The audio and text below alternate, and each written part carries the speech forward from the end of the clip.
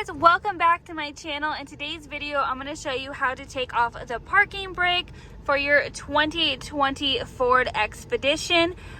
So the first thing that you're going to do is you want to locate this little button right here. It says pull on and has a P.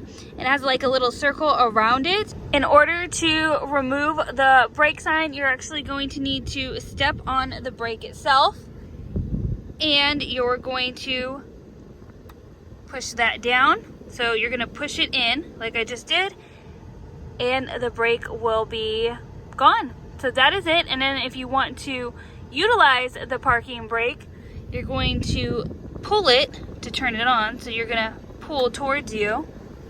You'll see it's blinking, and then the brake turns on. So you can see the red brake. Again, to turn it off, you're going to put your foot on the brake, push down over here, and instead of pulling it, you're going to push it, and it will turn the brake off. Super simple and easy to do.